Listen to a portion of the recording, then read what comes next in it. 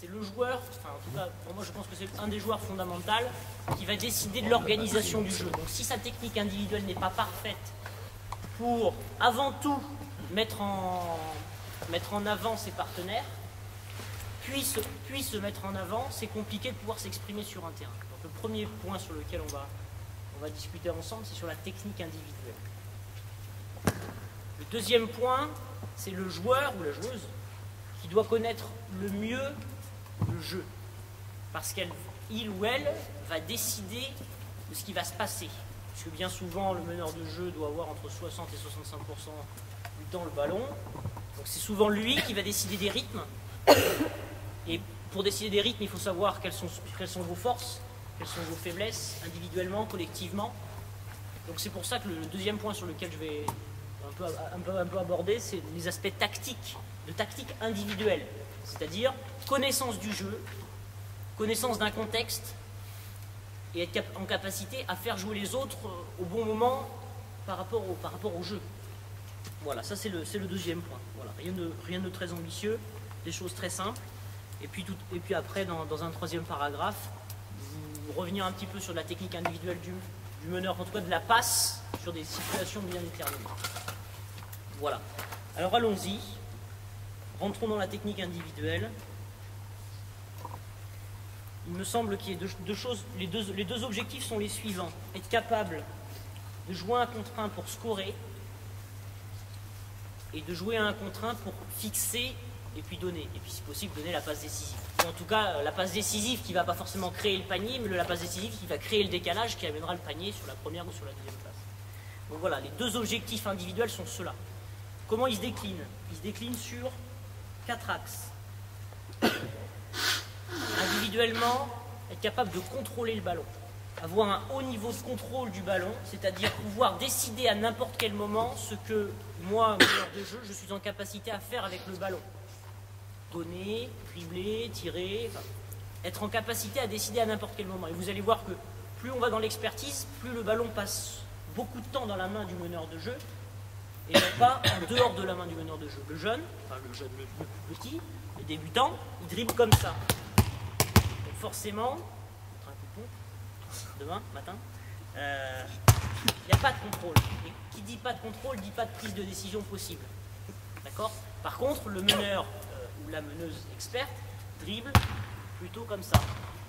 Sans parler des rythmiques, je ne parle pas des rythmiques de dribble, je parle du temps que le ballon passe dans la main. Voilà. Tout en respectant les règles qui sont celles que vous ne pouvez contrôler que l'hémisphère nord. Vous ne pouvez pas porter le ballon, vous êtes obligé de dribbler sur l'hémisphère nord, mais les meneurs de jeu ou les meneuses de jeu de haut niveau passent beaucoup de temps avec le ballon dans la main, ce qui permet à un moment donné de pouvoir décider puisque le ballon est dans votre main et non pas en dehors de votre main. Donc ça c'est la première chose sur laquelle on va revenir, sur la capacité à contrôler le ballon. La deuxième chose, la deuxième qualité que doit avoir un meneur de jeu, c'est la capacité à déborder. Donc dans le dribble, la capacité à déborder dans le 1 contre 1 pour pouvoir créer. Créer pour lui, créer pour les autres, ça après c'est d'autres dominantes. La troisième qualité qui est à développer dans le 1 contre 1 du meneur de jeu, c'est la capacité à prendre des informations et des informations pertinentes pour pouvoir décider. Décider de ce qui est bon à faire derrière. Et la dernière qualité, la capacité, c'est la capacité à finir, à scorer, et à scorer de diverses façons, très près du cercle, sur des formes de tir qui vont vraiment appartenir au meneur de jeu. Aujourd'hui, il y a des formes de tir qui sont vraiment propres à Tony Parker, qui sont vraiment propres à Jean-Charles Navarro, à Juan Carlos Navarro, et à ce type de meneur de jeu-là. Il y a des gens qui ont créé des choses parce qu'à un moment donné, on joue dans un rapport de taille qui est pour les meneuses de jeu. Il y a de plus en plus de meneuses de jeu toutes petites. Elles sont obligées de trouver d'autres formes de tir pour jouer contre des joueuses qui font 1m90 ou 2 mètres. Et nous c'est pareil. Donc il faut que vous puissiez apprendre aux meneurs ou aux meneuses de jeu des formes de tir qui vont leur permettre de tirer près du cercle. Et puis très loin, derrière la ligne à 6,75 m, puisque dans 2010 la ligne va reculer. Donc il va falloir être capable de tirer à 6,75 m. Pour les garçons comme pour les filles. Déjà, là ça va se compliquer, en jeune. Et donc j'ai dans la capacité à finir et la capacité à passer. Parce que être capable de lâcher le ballon dans les bons temps, dans les bonnes conditions, et surtout que le ballon aille vers la cible qui vous intéresse, c'est-à-dire souvent le joueur ou la joueuse qui va réceptionner le ballon, c'est pas simple. Surtout que le meneur ou la meneuse qui a beaucoup de vitesse a souvent la tête en bas. Pour faire rebondir le ballon dans le bon espace et que le ballon arrive dans les mains, voilà, les problèmes de timing, mais il y a aussi les problèmes de capacité à passer. Sans parler des timings, il y en a un ou une qui vient. Allez, du courage, voilà. On va dire que tes joueurs intérieurs, ne serait-ce que cette capacité, c'est juste pour que tu reçoives le ballon, t'inquiète pas. Cette capacité, quand vous êtes meneur de jeu, quand vous avez débordé, à rentrer en relation, vous meneur de jeu et joueur intérieur, en décidant de la forme de la passe et en décidant de l'espace dont vous allez donner, et en plus tu viens de le dire du timing, là, il y a beaucoup là, sur la ligne rouge. Contrôler pour décider, ça demande à ce que vous développiez dans le 1 contre 1 ou même déjà dans le contrôle du ballon la capacité à dissocier la tête et le dribble. Donc, tout simplement, vous mettez face à eux, puis vous levez la tête et puis vous dribblez sur votre main droite, sur votre main gauche, vous arrangez.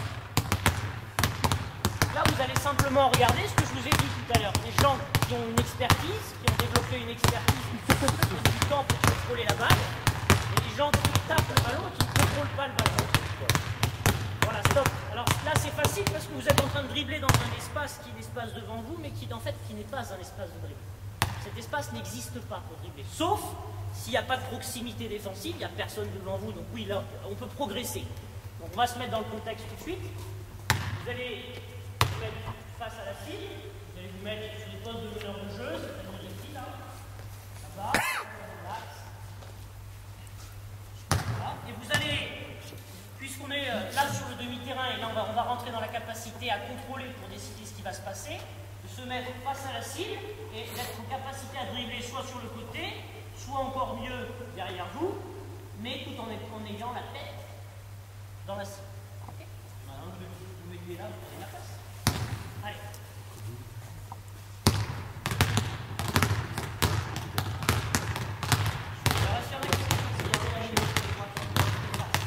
Voilà, donc là c'est pas très compliqué parce qu'il n'y a pas d'intervention défensive.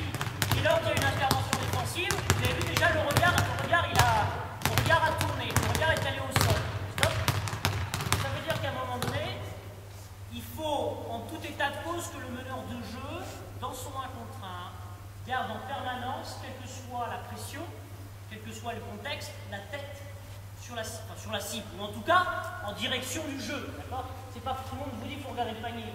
Ah oui, enfin, vous avez le panier, il faut regarder cet espace-là pour pouvoir prendre des informations et savoir où on va vouloir mettre le ballon dans la passe, ou peut-être simplement déborder quand il est. D'accord ? Donc moi c'est là-dessus, si je pouvais vous emmener un petit peu sur le premier travail à faire avec les jeunes filles et les jeunes garçons, c'est cette capacité à dribbler, non pas devant soi, mais tout le contrôle de balle qui se fait sur le côté. Voilà. Et cette capacité, quoi qu'il arrive, à garder la tête dans le jeu, même si on en est là, s'il y a des situations de reverse, pourquoi pas, il y a tout de suite avoir la tête qui revient vers la prise d'information pour pouvoir être efficace dans le 1 contre 1. Tous ces outils-là doivent vous servir à être efficace dans le 1 contre 1. Okay ? Donc vous allez maintenant mettre quelques changements de direction, tranquillement, vous allez dribbler ici, vous allez faire des changements de direction, puis vous allez terminer sur un nouveau dribble pour tirer, comme vous mettez 2 à droite, 2 à gauche. Voilà, vous partez ici, vous mettez là, vous faites un changement de direction, ici vous prenez les stop tirs, en zone intermédiaire, et vous finissez sur un tir en cours. On y va.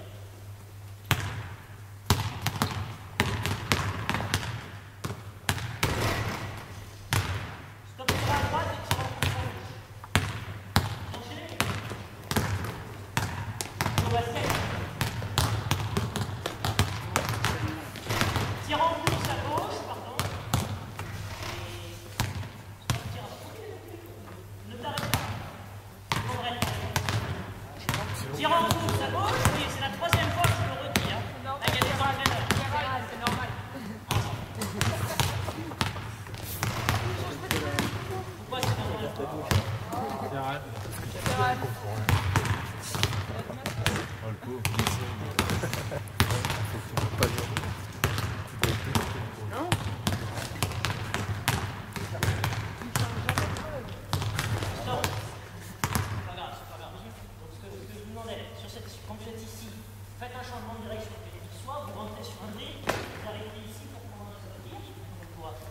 capacité dans cette zone-là pour tirer, et de l'autre côté, suite à votre changement de direction, vous allez faire un tir le plus proche du cercle possible. Donc vous avez vu, sans parler de l'intensité qui est mise, parce que ça ne nous intéresse pas aujourd'hui pour ces entraîneurs, mais ne serait-ce que la capacité déjà sur un changement de direction, c'est-à-dire d'accepter de perdre le contrôle du ballon avec une main pour le récupérer avec l'autre main, la tête est déjà partie au sol. Et si la tête est occupée par le souci de contrôler la balle, il n'y a plus de capacité à prendre des informations pour décider. Donc ça veut dire qu'il va falloir, par l'information visuelle, reprendre le contrôle du ballon, peut-être ici, et donc s'accorder un nouveau temps de prise de décision. Vous devez développer ça chez les jeunes, la capacité à changer de direction ou à reculer quand il y a de la pression défensive, mais en gardant la tête haute pour être en capacité, même si un changement de direction, à donner le ballon et enchaîner sur une action. Voilà, donc ça c'est la première chose, je pense, à développer dans le 1 contre 1, c'est cette capacité à lever la tête. Alors, il n'y a pas de recette miracle, mais il y a des petites choses que nous on fait. Ça ne mange pas de pain. Hein. Comme je sais que quand j'étais à votre place, j'aimais bien repartir avec des petites situations toutes faites, j'essayais de noter, de prendre des choses. Donc vous allez poser les ballons, les garçons, tous les deux. Voilà, vous allez vous mettre en défense sur... Il y en a un qui va défendre sur... Excusez-moi, je ne connais pas de vos prénoms. Rien. Voilà. Très bien. Défends là-bas, défends. Tu poses le ballon, tu viens ici. Voilà. Un attaquant, un défenseur, un ailier, un attaquant, un défenseur. Voilà. Très bien. Tu joues le 1 contre 1, ok? Tranquillement. Soit tu ne viens pas aider, soit tu restes ici, soit tu viens aider. Tranquillement, ok? Allez.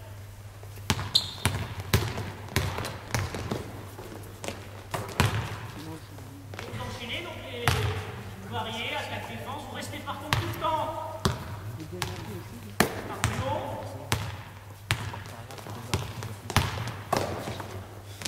Bien. Pour arriver à la prise de décision qui nous intéresse, il faut qu'on simplifie les choses. Là, moi, je pars tout le temps de la situation de jeu pour voir les problématiques, puis après, on revient à des choses très simples. Alors, chose très simple, on y va. On reprend. Les joueurs, maintenant, on va mettre personne en défense sur le meneur de jeu. On va mettre un attaquant. Ici, moi, qui défense dans les méthodes en fait. Il y en a un qui sort pour le moment. Plutôt sur le poste de meneur. Oui.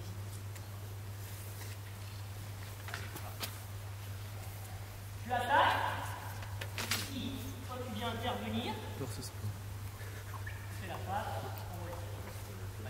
tu vas tu vas comme tu veux. Alors là où il est, c'est mieux.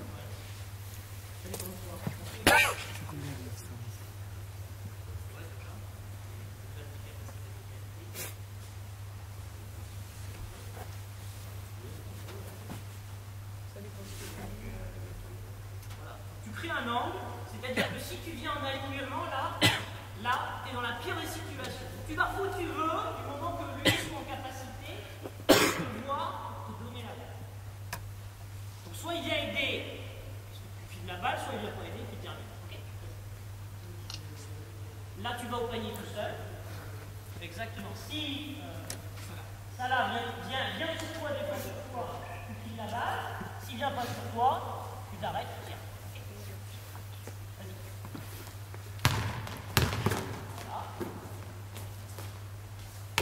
Là déjà, ne serait-ce continue. Tu recommences, on va rester sur les mêmes en défense, les mêmes en attaque. Là, vous allez, ne serait-ce qu'en amenant une aide, déjà donner du temps, parce que quand il y a quelqu'un sur vous, c'est déjà compliqué de garder la tête haute pour prendre des informations. Donc là, sur des situations toutes simples, vous laissez du temps au meneur de jeu pour pouvoir prendre les informations, pour pouvoir garder la tête haute et pouvoir décider si on a du temps pour donner ou pour tirer. Continue.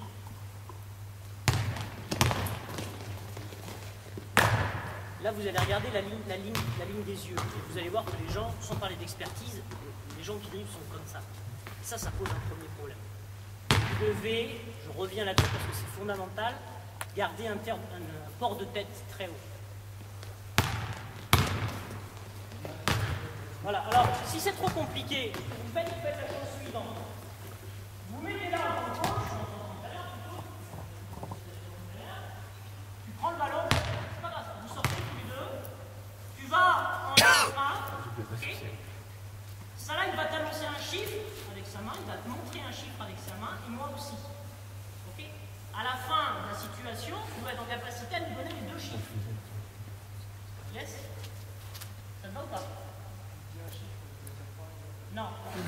Moi,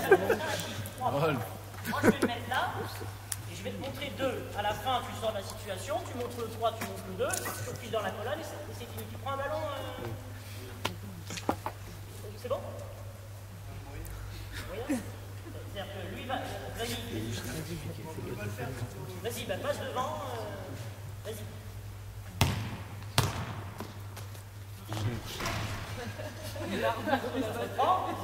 Sur un arbitre au fond, reprends, oui. Alors le problème c'est que là tout va bien parce que tu vas tout doucement. Maintenant tu vas à fond vers le panier, tu donnes l'information que Salah t'a donnée, et puis là bien oui là.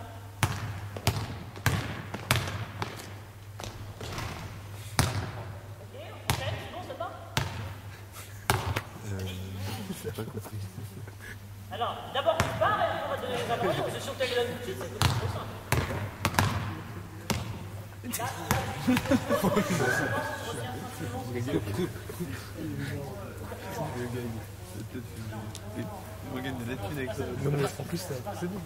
La situation, c'est simplement en capacité à tourner la tête pour prendre des informations diverses et variées, où qu'elles soient sur le terrain, parce qu'à un moment donné, votre meneur de jeu ou votre meneuse de jeu doit être en capacité à dribbler et à prendre des informations. Et puis bon, finissez toujours par un tir, parce que c'est quand même pour ça qu'on joue. Ok? Donc, lever la tête, prendre des informations. Et mettre des situations simples, c'est-à-dire sans opposition défensive, pour aller vers de l'opposition qui vient de loin, qui va vous donner du temps à vous, meneur ou meneuse de jeu, pour prendre des décisions. Elle est jusqu'à de l'opposition très proche, parce que c'est l'opposition très proche qui fait qu'on est obligé de se protéger, de tourner la tête, parce que justement on subit et qu'on préfère mettre son corps en obstacle pour se protéger. Voilà. Vous m'arrêtez s'il y a des questions ou des remarques à poser. Alors, la deuxième, c'est sur la capacité à contrôler. Il faut contrôler le ballon le plus possible. Quelles sont les solutions pour contrôler le plus possible le ballon?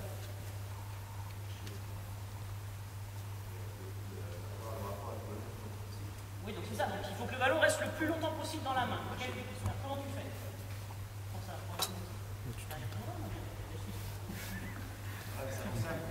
Ah, d'accord. Vous rapprochez tout le monde là, qu'on puisse voir. Quels sont les outils que vous avez à votre disposition pour que le ballon passe le plus de temps possible dans la main? Je vous en ai donné un ou deux là. Au lieu d'avoir un dribble rapide, c'est un dribble assez. Donc toi tu jouerais sur. Ça, s'il n'y a pas trop de pression, c'est assez lent. Donc sur la vitesse du dribble. Okay. Sur l'accompagnement de la main avec le ballon. Donc passer, donc tu es plutôt sur le temps de contact entre ta main. Okay. Non mais il y a, non, mais, oui.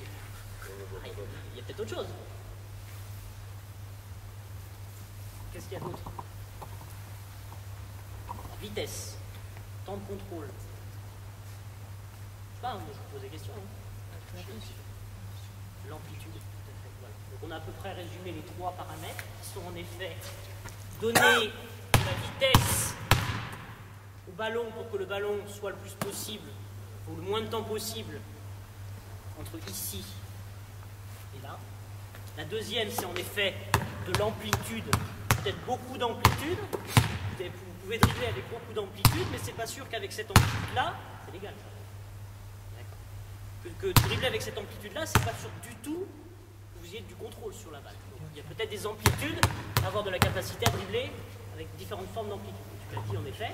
Mais essayez même avec la même amplitude de passer beaucoup de temps en contrôle avec le ballon, que ce soit ici ou sur ce que tu viens de montrer. Donc ça veut dire, par exemple, moi je pense, quand vous apprenez aux jeunes à dribbler dans le 1 contre 1 et que le ballon doit changer de main, le ballon, tout se passe entre vos jambes. C'est-à-dire que ici, la main doit être prête à recevoir le ballon. Là, la main doit être prête. La main ne doit pas être ici. Sauf en NBA, où les mecs ils font des trucs énormes, mais bon, là on n'est pas en NBA, on est là en train d'essayer d'apprendre au tout petit.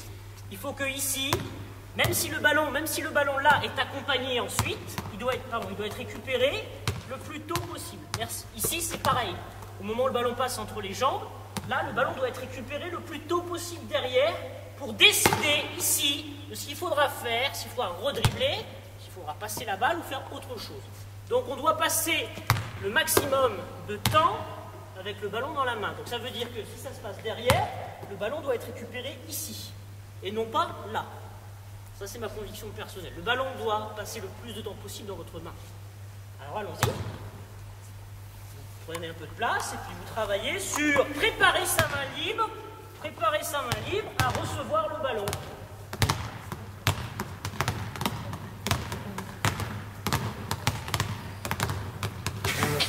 On a des autruches.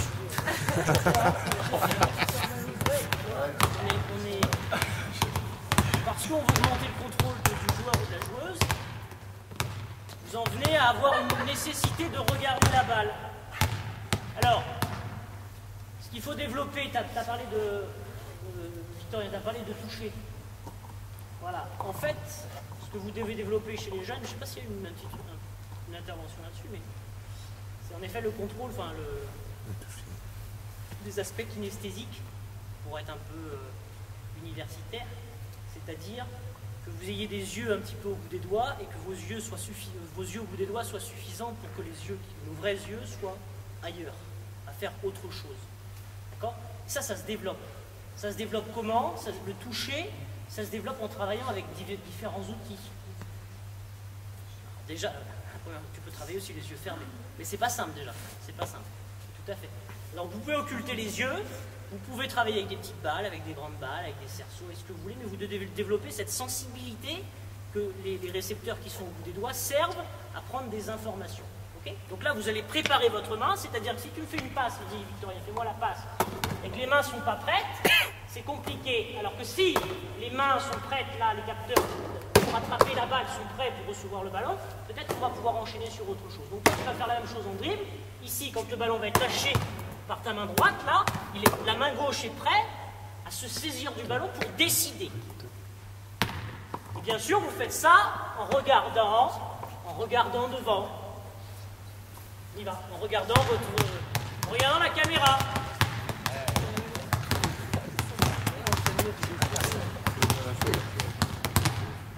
Il y en a un qui se cache là-bas. Continue.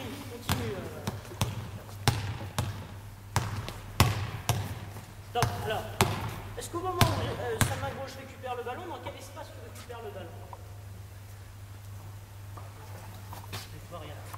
Là, tu dribbles avec la main droite. Mets dans ta main droite. Voilà. Le ballon quitte.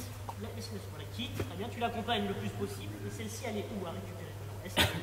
Voilà, elle doit être ici pour accompagner ton dribble. Et peut-être qu'ici, parce qu'il va falloir décider ici de ce qu'il va falloir faire. Parce que ce que je veux dire par là dans le 1 contre 1, c'est que si moi je défends et que tu ne reprends pas le contrôle du ballon très tôt, moi je peux intervenir dessus. Alors que si tu reprends le ballon de contrôle très tôt ici, si moi je cherche à intervenir, tu peux décider de ce que tu veux faire. Très bien, c'est de reculer, de m'attaquer, mais il a la capacité de décider. Voilà.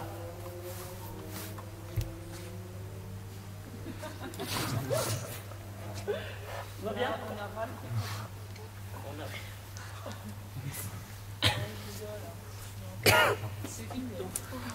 Ce sera répété, ce sera mis en ligne directement sur le site de la Ligue de basket.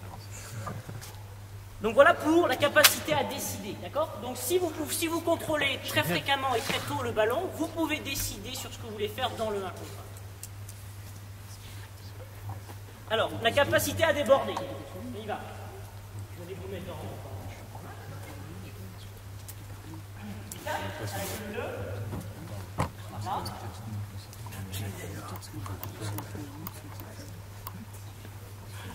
Bien, donc moi je suis défenseur. Tout simplement, tu me passes et tu vas marquer dessus. Voilà.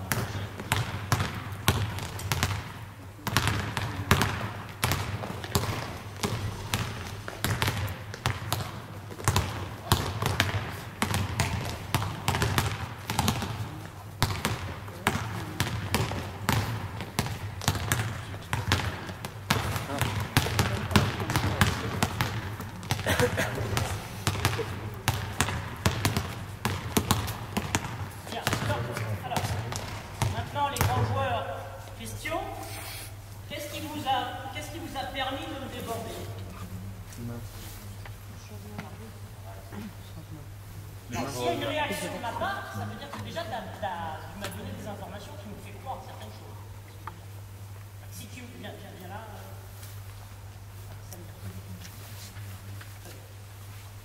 me permet de déborder, avant de ça, parce que moi tu m'as dit j'ai une réaction, celle-ci, qui te fait dire qu'il faut que j'aille là-bas. Et ça c'est parce que tu m'as dit qu'il fallait que j'aille par là. Parce qu'avant il peut se passer autre chose. Comment vous débordez? C'est ça la question. Comment vous débordez? Vous voulez d'abord vous adapter. C'est vous qui avez le ballon, donc c'est vous qui décidez. J'ai la balle, je décide. Ouais, d'accord. Tu arrives face à moi. Alors, en effet, je vais parler de changement. Je peux changer de rythme. La vitesse avec laquelle j'arrive va me donner une capacité à déborder, puisque toi, naturellement, l'homme ou la femme, pardon, il court vers l'avant, c'est pas naturel de courir vers l'arrière. Donc forcément, si toi en plus tu décides, c'est plus facile pour toi qui attaque que pour moi qui défend. Okay. En plus, c'est toi qui décides. Donc en effet, la vitesse, les changements de rythme peuvent vous permettre de déborder le défenseur. Alors sur les changements de rythme, qu'est-ce que tu vois par exemple? Tu peux me faire un changement de rythme qui te permettrait de me déborder.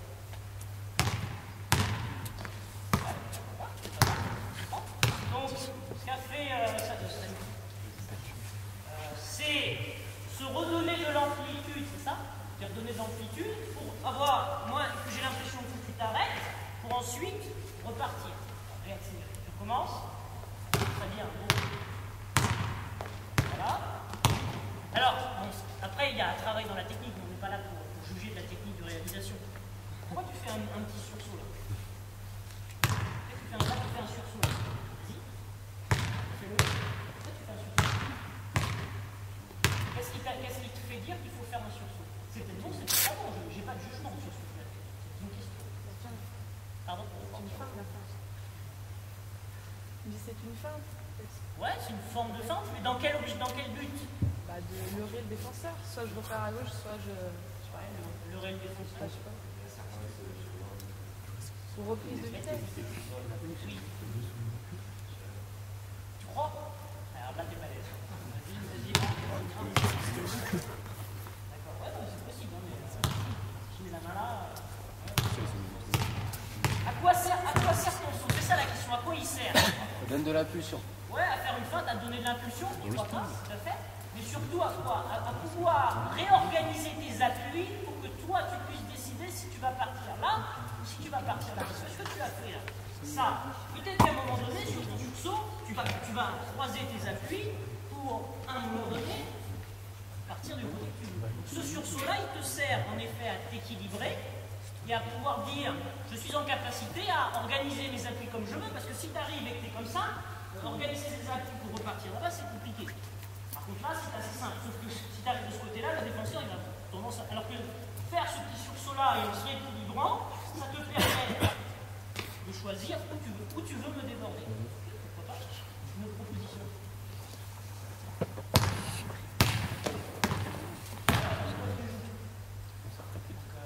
Samir, il a dit je joue sur les changements de rythme.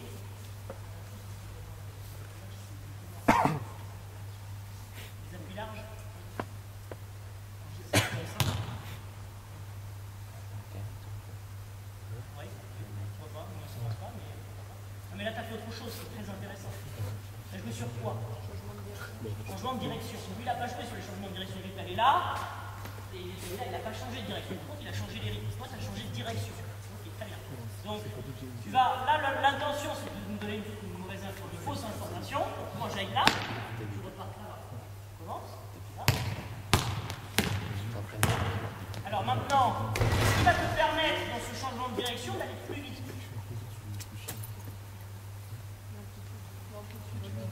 L'amplitude, bien. On l'a dit, deuxième chose.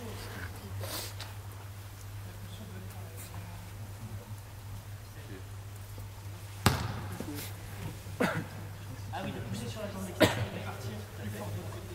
Donc vous avez vu déjà, là vous avez des consignes techniques que vous allez pouvoir donner aux jeunes garçons ou à la jeune fille sur, si tu veux aller plus vite de l'autre côté, il faut en effet pousser sur la jambe extérieure, il faut en effet donner plus ou moins d'amplitude en fonction de ce que vous voulez faire, et puis surtout, il faut reprendre le contrôle du ballon très tôt. Parce que sinon, vas-y, si tu ne prends pas le contrôle du ballon, voilà ce qui se passe. Et en plus, la sortie elle est tournante. Donc ça veut dire que, on en a discuté longtemps avec Fabien, c'est que là, il faut reprendre le ballon parce que si jamais il y a intervention de la main, tu rejettes le ballon de l'autre côté et tu pars de l'autre côté. Voilà. Ok? Autre proposition, Victoria. Changement de direction, changement de rythme.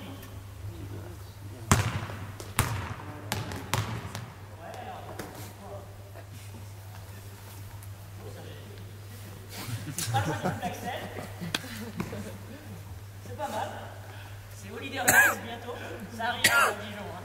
Je vous rassure. C'est dans 15 jours. Alors, ouais, c'est bon. Là, c'est quoi? C'est un peu du changement de direction, ça. Okay. Est-ce qu'il y a d'autres propositions? J'ai entendu. Ah. Oui, alors vas-y, reviens. Vas-y, c'est bien. Feinte. Voilà.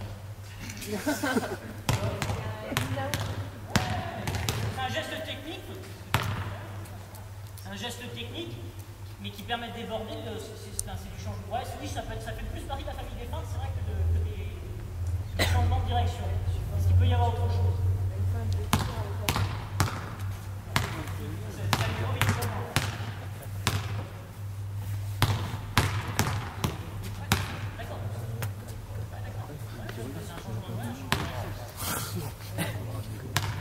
Enfin, qu'est-ce qu'il peut y avoir? Avec la tête. Ah, celle-là, j'adore, celle-là. J'adore. Je suis sûr qu'on va me sortir. Viens voir. Ah, moi, je sais pas la faire. Tu sais pas la faire? C'est quoi, c'est ça? J'ai vu le coloniste. Ça, c'est la fin du dimanche. Moi, c'est ce que j'explique aux joueurs. Moi, j'en ai un ou deux comme ça au poli. Ils font ça. Et ça va nous permettre de faire quoi? Ouais, exactement. De remettre le truc dans. Non, mais ça sert à rien, ça. Non, par contre, il y a peut-être autre chose. Il y a peut-être d'autres feintes de corps, en effet, mais peut-être pas de tête. Par contre, il y a peut-être ce genre de feinte-là pour revenir, repartir. Il y a peut-être, en effet, au moment où tu reçois le ballon, tiens, mets-toi là-bas. Voilà. Pose le ballon. Réception, tu reçois le ballon et puis tu essaies de le déborder. Ah, par exemple, très bien. Toi qui leur as montré ça? Ça vient pas de Bourgogne, ça. C'est bien, c'est bien fait. Non, ça vient du plus grand. C'est du salade. Je suis pas sûr que tout le monde ait bien compris ce qui s'est passé. Non, celle que tu as fait. Ouais, tout le monde a vu ce qui s'est passé ou pas? Oui. C'est intéressant. Stop. On est là. C'est passé sur le dernier. Pardon? Sur le dernier. Ouais, tiens, on va se mettre face à eux, comme ça vous n'allez pas vous lever, ça ne sera pas trop dur. Au fond là-bas. On fait le même? On le fait sur le panier là. Il n'a pas dribblé entre ses Non, il a pas très bien. C'est pour ça que je me permets de revenir, parce que je ne sais pas si vous avez bien fait. Moi j'essaie de leur enseigner ça, mais d'ailleurs c'est pas ça. Vas-y, je me mets là. Pardon. On vient, on va sur ce panier-là. C'est pas ce qu'il a fait. Juste, je veux que tu refasses la même chose que tu as fait, ça m'a intéressé. Ici, ici. Non, mais sur ce panier-là, ça va. Sur ce panier-là. Non, Sur ce panier-là. tu le fais sur ce panier-là pour qu'ils puissent voir. Et toi là. C'est le dernier jour. Prends ton temps, hein. Prends ton temps, c'est pas une observation. Vas-y. C'est très intéressant. Je pensais pas qu'il avait fait ça. Je pensais qu'il avait fait autre chose. Ah, mais là, il y a autre chose. Sur la réception, tac, tac. C'est la grande question. Moi, je vois deux. Prends ton temps. Montre-moi sur quel appui tu attrapes le ballon. Oui, donc sur celui-là, on est d'accord. Vas-y. Oui. C'est parce que tu l'as fait. Parce que là, t'as levé ton pied gauche avant de lâcher la balle. C'est pas grave, on n'est pas là pour discuter de ça. Moi, je pensais que tu avais fait ça. Défends. C'est pas ça ce que tu as fait tout à l'heure. Je pensais que... Poser ce billet. Sur moi. Je pensais que tu avais fait ça. Là, ça. C'est-à-dire que tu feintes le départ direct, et tu rejettes le ballon devant tes appuis, là, mais tu le fais ici. Je pense que c'est ce que tu as fait. Oui, c'était très bien fait. Non, c'était très bien fait. Non, je voulais revenir dessus parce que j'étais sûr. Je ne suis pas sûr que vous connaissez tous ça. C'est la capacité à feinter le départ direct, à rejeter le ballon devant les appuis, mais là il faut le rejeter très bas, et engager votre épaule pour pouvoir vous passer de l'autre côté. Voilà. Non, c'est pas un cross. Non, ça c'est un. Quelle famille on a mis ça? Famille des Latigo? Non, peu importe, c'est pas grave. La Tijon, vous savez ce que c'est? C'est le... Diran Bodiroga. C'est la fin de Dejan Bodiroga, voilà, c'est ça. Il a fait très bien. Lentement, hein, parce que lui il fait plus vite. C'est ça, ça, ça. Concrètement, c'est ça, hein. Pas trop Oui, précis. c'est Ça, c'est ça. Bref, peu importe, on revient à ce que l'on disait. Donc, les feintes, peut-être que les feintes, ça peut être ça. Tiens, Ralph, tu te mets là-bas pour faire la passe. Ça peut être ça. Ça peut être ça. Par exemple, déborder, ça peut être sur la réception du ballon, la capacité à feinter le tir et à partir. C'est peut-être ça qui va vous amener le débordement dans le 1 contre 1. C'est peut-être ça, le jab. Jabber, revenir, jabber, partir. C'est peut-être ce type de feinte-là qui vont vous permettre de déborder le défenseur. Donc, changement de rythme, changement de direction, feinte. Voilà, c'est les trois outils. Complète, Fabien, si tu veux. La Tigon. Qui vous permettent, je pense, de déborder. Alors, voilà sur la capacité à déborder. Capacité à prendre des informations. Je ne vais pas revenir dessus puisque j'en ai parlé tout à l'heure, sur cette capacité à lever la tête. Et surtout à décider. Alors, on y va. À décider s'il faut tirer ou s'il faut passer. Les joueurs ici, à la queue bleue, gardez les ballons. Le meneur de jeu, il faut qu'il passe du temps avec le ballon dans la main. Moi, un de mes dessins animés de ma génération, c'est Willy Top. Le mec, il allait à l'école avec le ballon, tout ça. Je me faisais rêver, tu vois. Il avait toujours le ballon dans le pied, même sous le bureau, il courait. Le mec qui a fait ça, il s'appelle Robin Guillaume. Et je pense qu'il faut qu'on passe du temps avec le ballon. Donc ça veut dire qu'à l'entraînement, avec les petits, avec les plus jeunes, il faut qu'ils aient tout le temps le ballon, quoi. Déjà qu'ils n'ont pas souvent le ballon, filez-leur la gonfle, qu'ils aient tous, même s'ils attendent, parce que l'exercice fait qu'ils attendent, ils sont en train de dribbler, quoi. Ils travaillent, ils dribblent, ils jouent autour. Mais c'est développer cette capacité à contrôler la balle pour décider. Alors, on va mettre simplement, tu vas poser Samir, tu poses le ballon, tu viens ici. Donc tu décides, tout simplement, tu viens dans la raquette, tu imagines que je fasse 2,5 m. Une chaise, c'est pas grave. Imagine que je sois grand, donc tu vas avoir la possibilité de tirer ou de passer à Samir. Ok? Vas-y.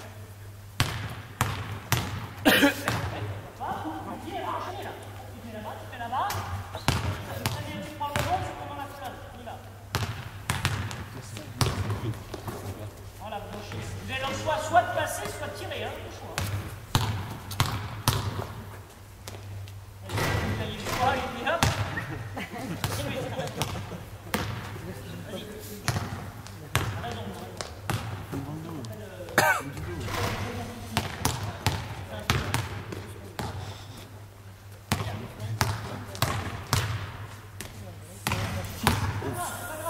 Et le basket n'est pas un sport figé, hein. Il arrive. Ça n'arrive pas. Si ça arrive, c'est qu'un problème. Bien, stop. Alors, cette capacité à décider sur le plan technique, hein, pas sur le plan tactique, on y viendra après, sur le plan technique, à quoi elle est liée? Sur quoi vous devez intervenir dans le 1 contre 1 là, pour que le joueur soit en capacité à décider, techniquement, je dis bien, pour savoir s'il doit passer la balle ou tirer.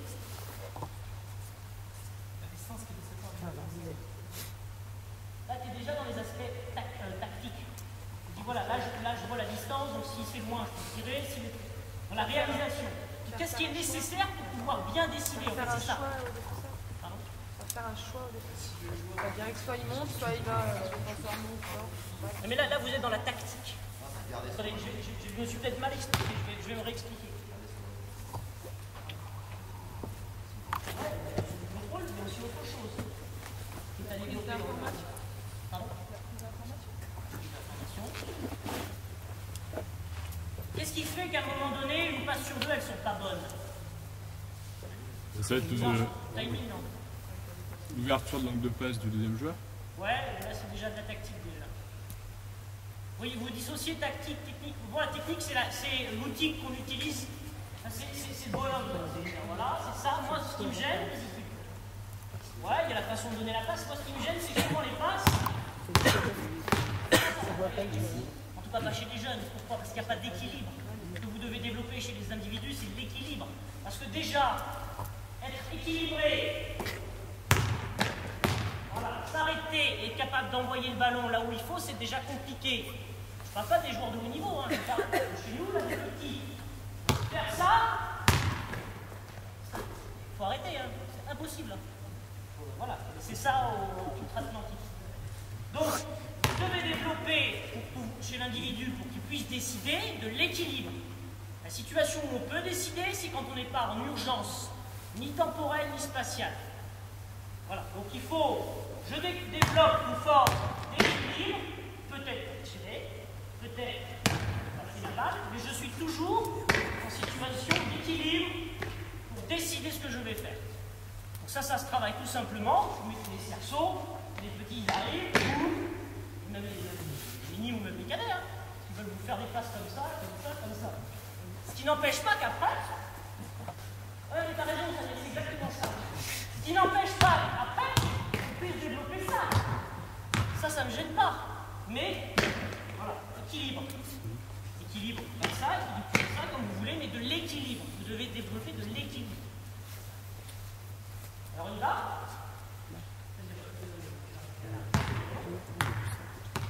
Et, si possible, de l'équilibre dans des situations de grande vitesse. C'est ça qui devient compliqué. Tu vas le plus vite possible, puis t'arrêtes, tu fais ce que tu veux, tu tires, tu donnes. Allez.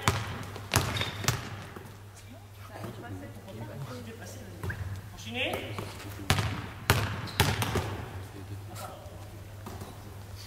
Vous attendez que le receveur soit revenu là.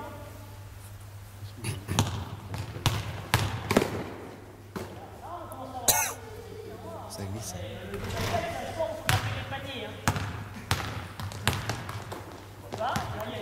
Bien. Signer. Parce que les gauchers comme ça qui mettent des stands de tir comme ça. Là, il n'y a pas d'équilibre. Donc, en plus, c'est facile parce que moi, je suis un joueur qui vient aider.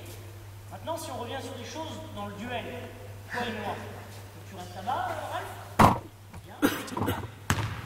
Là, il n'y a pas beaucoup de pression défensive. Et Samir, il va poser le ballon, il va venir défendre. Voilà, c'est un bon défenseur. Remarque, c'est rare. Alors, déjà, stop. Voilà. Déjà, défense. Alors, allez, hop. C'est sûr. Défends. Déjà, tu ne le touches pas. Interdiction de le toucher. Stop.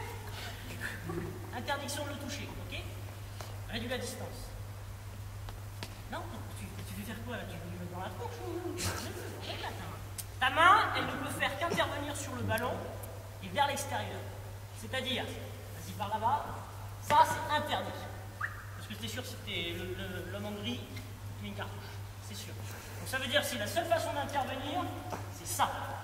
C'est-à-dire que ta main est à l'extérieur et si jamais il y a dribble, éventuellement, on va essayer de chercher le ballon vers l'extérieur. Là, tu as le temps d'enlever ta main. Okay, et alors, le pire, c'est surtout tu ne croises pas, c'est-à-dire que le bras qui est à l'opposé, surtout il ne va pas intervenir par le ballon, sur le joueur parce que là tu es sûr que tu es sanctionné. Par contre, là, c'est pas défendre. Ça, c'est défendre. Là, tu peux intervenir sur. Alors, là maintenant qu'il faut créer des situations d'équilibre pour le meneur dans les situations de 1 contre 1, maintenant il y a de la pression défensive. On y va, tu vas essayer de jouer le 1 contre 1, de t'équilibrer. Il y a un contrat sans passe. Toi, mais à la fin tu peux lui faire la passe, soit tu tires, soit tu lui fais la passe.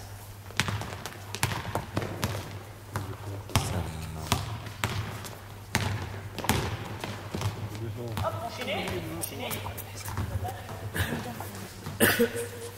Hop, on décale d'un cran, celui qui a attaqué vient défendre. Ralph, tu viens ici. Ralph, tu viens ici, prends le ballon.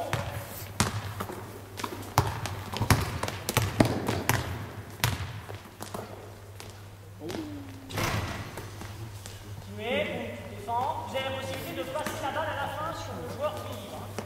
Continuez.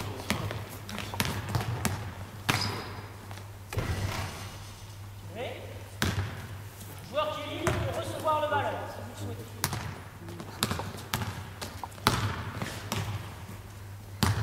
Voilà, c'est tout le temps pour recevoir, tirer.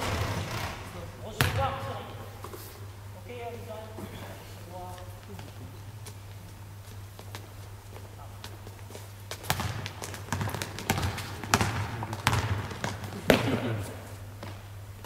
Très bien, stop.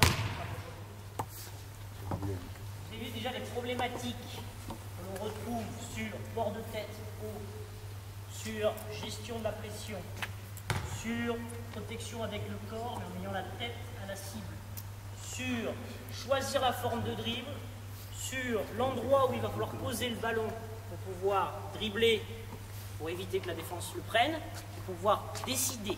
Et ensuite, la notion d'équilibre. Parce que là, il y a zéro équilibre. Les situations ne sont jamais équilibrées. Alors que les meneurs de jeu doivent passer leur temps à l'équilibre. Là, à l'équilibre. À l'équilibre, pouvoir décider ce que les joueurs veulent faire. Donc, c'est ça que vous devez développer. Être fort sur les appuis quand on est meneur de jeu. Les meneurs de jeu doivent être fléchis légèrement, d'accord, sauf sur les tom pouces, parce que les tom pouces ils sont déjà en bas, donc c'est pas la peine. Mais les grands doivent être plutôt fléchis pour être forts, pour faire que qu'à un moment donné, si à un moment donné vous êtes sur des jambes tendues, vous n'êtes pas à l'équilibre. Donc vous devez ne pas hésiter à aller mettre l'épaule sur le défenseur, il ne faut pas hésiter à avancer, mais en étant fléchi et en ayant le port de tête haut pour pouvoir décider. Okay, donc voilà techniquement ce qui est à développer, je pense en tout cas en partie, pour le meneur de jeu.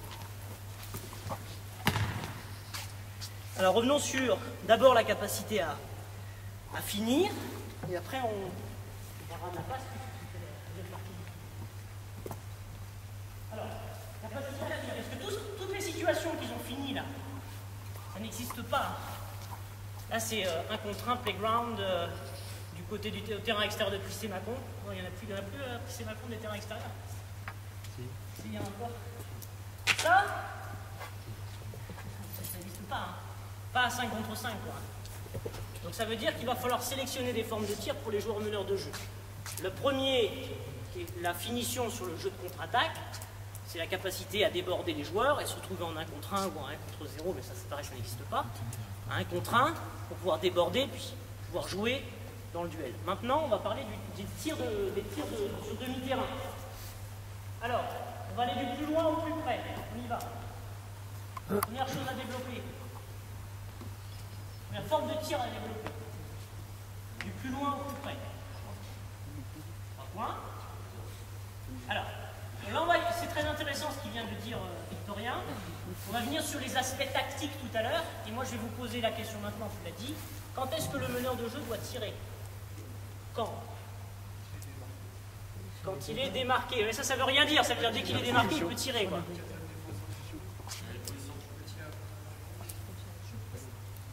Non, je suis pas d'accord. Pardon. Dans la situation Sur actuelle, une la première fin de intention. La fin de possession. Je pense que le meneur de jeu doit tirer en fin de possession, oui. D'autres propositions. Première intention. En toute première intention, c'est-à-dire sur le jeu rapide en effet, ou, est-ce que c'était peut-être pas ça que tu voulais dire? Si. Pardon? Mais non. Non, parce qu'il doit décider des rythmes.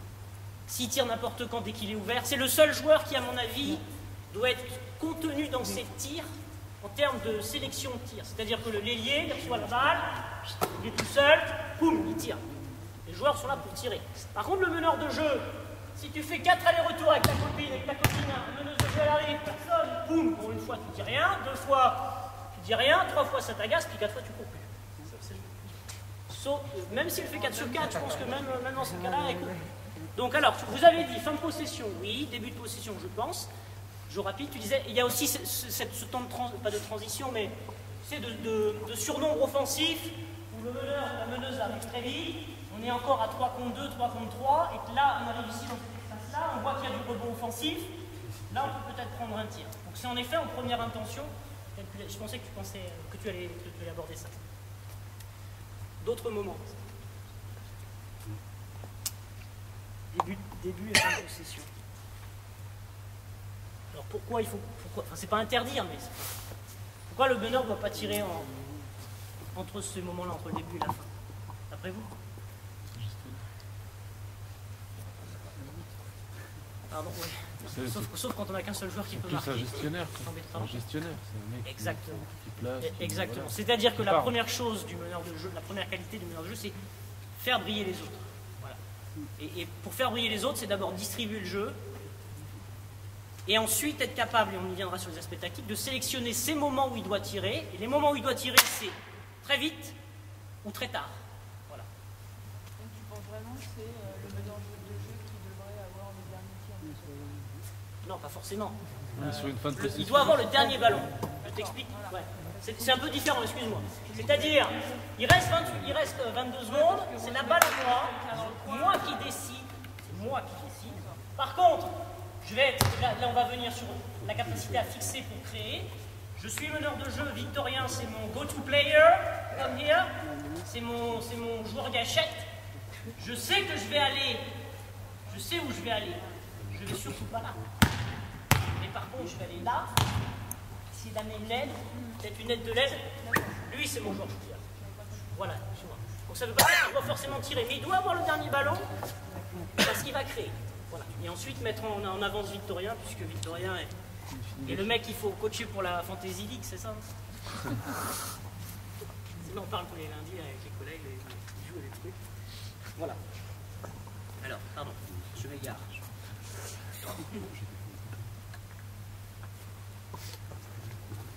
Tir à 6,75 m, en effet. Reviens, Victorien. Tir à 6,75 m. On s'approche. Tir mi-distance.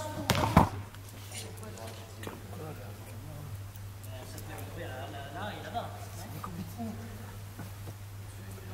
Au-dessus de la ligne des lancers francs. Les meneurs de jeu vont arriver sur des situations qu'on vient d'évoquer de fin, en effet, de fin de contre-attaque. On tire ici. Quelle est la deuxième situation où il y a des tirs dans cette zone-là? Pour le meneur de jeu. Oui, sur pick and roll, il y a des situations très souvent où vous avez des écrans de prix, le joueur passe, il se passe quelque chose en défense, puis on se trouve ici avec un temps d'avance, pas seul, mais avec un temps d'avance, je vais être en capacité en effet à tirer dans cette zone-là. Les meneurs de jeu ne tirent pas ici. Vous allez dire oui, il y a des contre-exemples sur toujours des contre-exemples. Alors, une troisième situation, tir proche. Tir en course, tout à fait. Alors maintenant, vas-y, Samir, viens avec le ballon. Tir en course. On parle vraiment du jeu placé, on ne parle pas du tout-terrain. Quelle forme de tir en course? Moi, Abrida Sabounis. Grand. Ensuite de mettre un.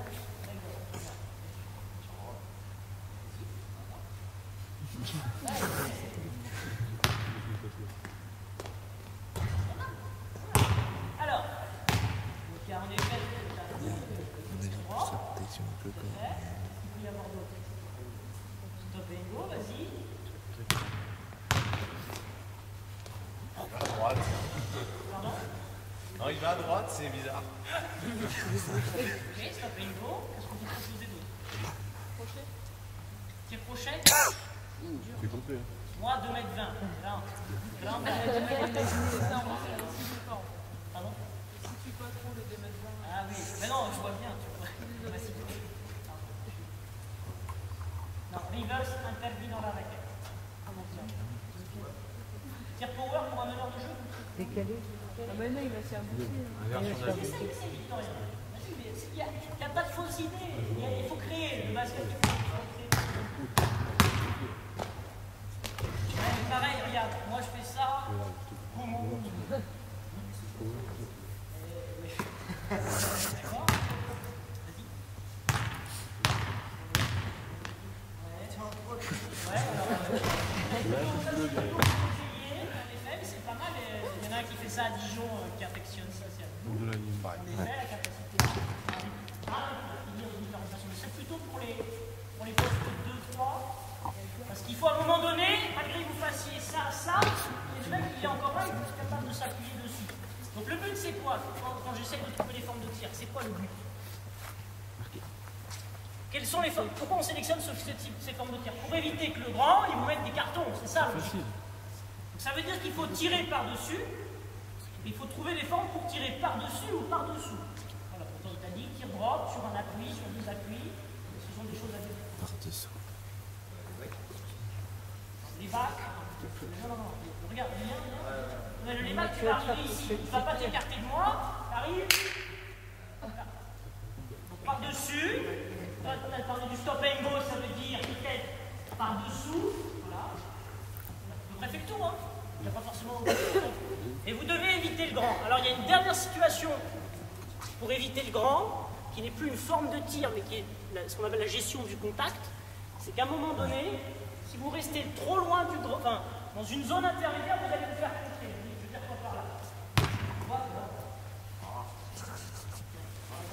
C'est-à-dire que soit vous êtes en capacité à rester très loin et à passer par-dessus,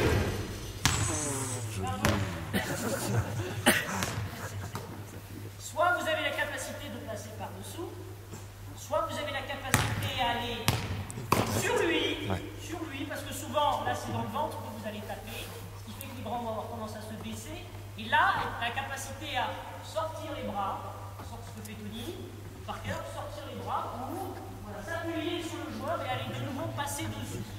Voilà, donc soit on passe par-dessus, soit on passe en contact par-dessus. Voilà. Là, sur les formes de tir proches. D'autres choses quand vous aviez bossé avec Julien l'année dernière. C'est à peu près ça. Je ne déforme pas trop ce qu'on fait. Inverser les appuis. Inverser les appuis, ouais.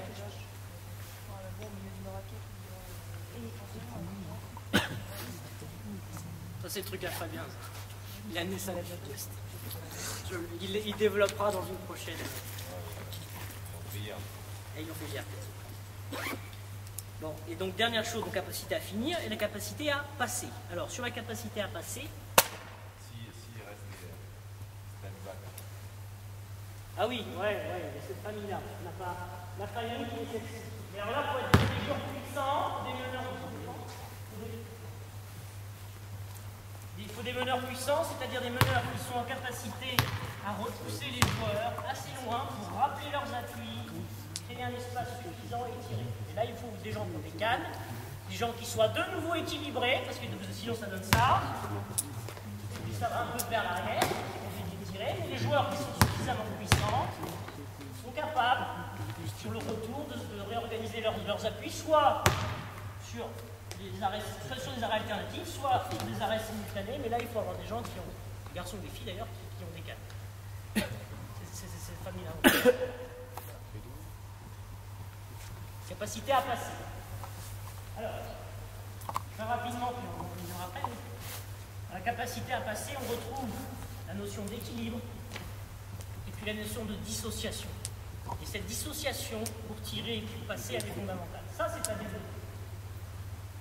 Deux meneurs, un receveur dans l'aile et un autre receveur dans l'aile. Dribbler, s'arrêter, passer à gauche ou passer à droite, comme tu veux. Puis vous catchez, vous tirez. Allez, go. Voilà, boum. Je m'enchaîne, je prends mon rôle. C'est comment ton nom déjà? Voilà. C'est ça. Dis-le plus fort. Garcia.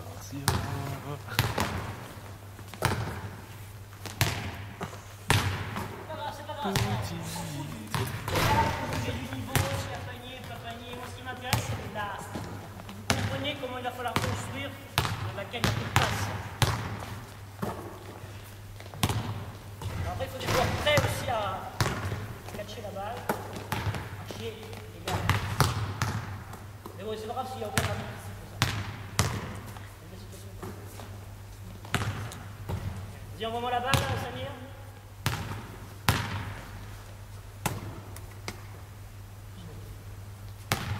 Tout le monde fait ça, sauf que c'est timide. C'est pas grave, de toute façon, il fera autre chose en attendant. Alors, Une technique. moi, ce qui m'aurait intéressé, c'est que cette fois-ci, vous vous leviez, ça va vous veniez là.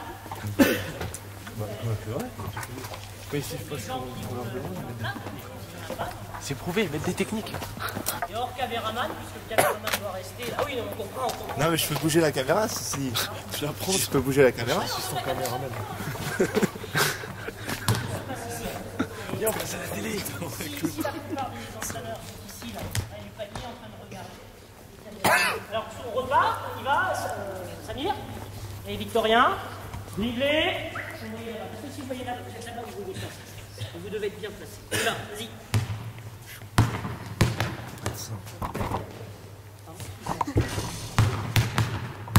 Et... Bien, alors, dernière. Vas-y. Ok, stop. Oui, il regarde son ballon, mais bon, c'est d'accord, ça c'est des problèmes de réalisation technique. Mais pour moi, la forme de la passe n'est jamais bonne, les gars. Là, elle est bonne parce qu'il n'y a personne qui défend. Parce que c'est facile. Maintenant, bien fixé, vas-y. Ah, très bien, vous avez trouvé la... Ah, vous voyez déjà la situation, j'ai d'abord 1 mètre de lui, et il s'est organisé autrement. Donc ça veut dire qu'à un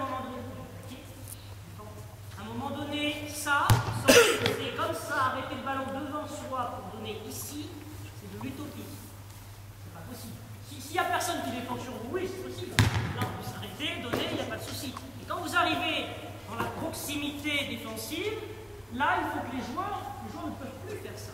C'est-à-dire qu'il faut s'organiser autrement et avant, techniquement, pour être capable de sortir le ballon ici de l'axe et trouver, pardon, j'ouvre un tout petit peu l'angle de passe là, et trouver les bons angles, merci, trouver les bons angles ici, trouver les bonnes mains pour faire les passes. Donc c'est ça qu'il faut que vous mettiez ici pour voir, parce que tous les joueurs gardent le ballon dans l'axe, mais dans l'axe il ne se passe rien. Le ballon, il n'y a pas de situation où le ballon est dans l'axe au basket, il n'y en a qu'une, c'est celle-là. Sinon le ballon ne doit jamais être dans l'axe, jamais. Il doit être ici, il doit être là, il doit être ici, il doit être là, il n'est jamais là, ici, sauf pour organiser le tir.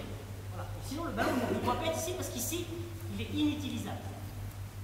Donc maintenant vous allez recommencer, et puis vous allez essayer de vous arrêter comme vous voulez, mais de sortir les bras pour trouver les angles de passe. Celui-là n'existe pas forcément, attention, hein. Mais c'est tout simplement pour être capable de positionner sa main sur le côté du ballon, être capable d'envoyer le ballon au bon angle.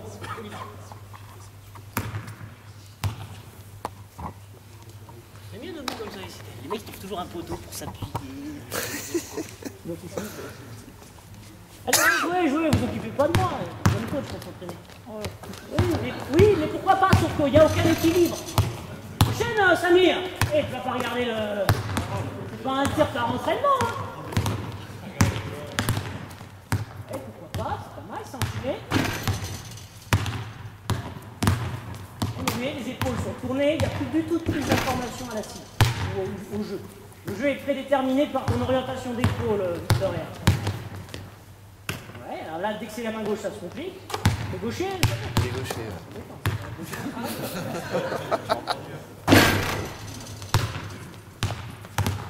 allez, la swan. Ouais, voilà, très bien. Ok. Donc, ça veut dire, moins bien.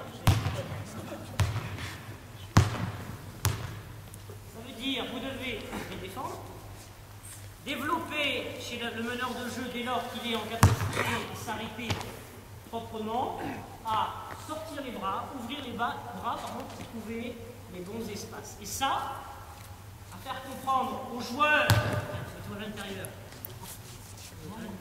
attaquant. Quand vous êtes... Quand tu veux, tu décides où tu veux, ça m'est égal. T'es bien là? Okay. Même quand on est à 2 contre 0, ne pas faire ça. Ne pas faire ça, parce que ça n'existe pas. Donc il faut... C'est la capacité...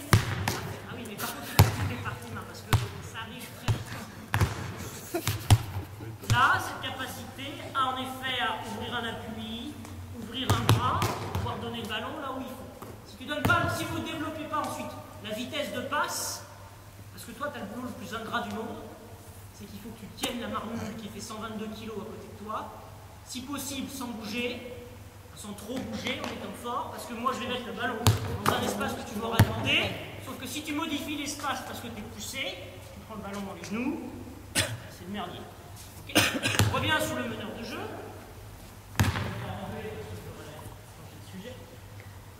Donc, cette capacité à rester face, même si on arrive loin, rester face pour donner, pardon, ça c'est pas bon, bonne pour donner dans le dos, donner devant. Ça, c'est pas un souci. C'est simplement être capable de développer chez les petits la capacité à jouer autour de leur corps. Voilà. Et par contre, si vous voulez, parce qu'on ne peut pas donner ici, parce que la passe est coupée, la capacité à se réorganiser par le dessous, là, ou par le dessus, là, pour donner le ballon là-bas. Donc c'est pas parce qu'on a amené le ballon d'un côté que forcément on peut donner là, parce qu'on sait très bien que le jeu va faire que ce joueur-là ou cette joueuse-là, ben, elle est coupée, on ne peut pas donner. Donc par contre, on sait que comme le ballon ne doit pas rester dans l'axe, le ballon doit être passé par le dessous ou par le dessus pour l'envoyer là-bas. Ok, vous voyez. D'accord? Voilà sur ce que vous pouvez travailler en tout cas avec les jeunes, meneurs de jeu, sur la capacité à passer, à s'arrêter pour trouver les bons angles. Ok? On continue. Vous pouvez aller vous rasseoir si vous le souhaitez. Je voulais que vous mettiez face au jeu. Je dis, reste là. C'est toi qui joues avec le ballon, c'est ça?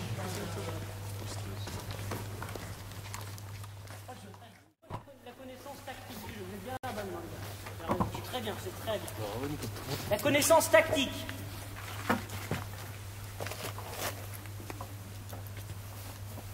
Je crois que ton frère, techniquement, des fois, c'était moyen, mais je crois qu'il connaissait bien le jeu. Et je crois qu'il connaît bien le jeu.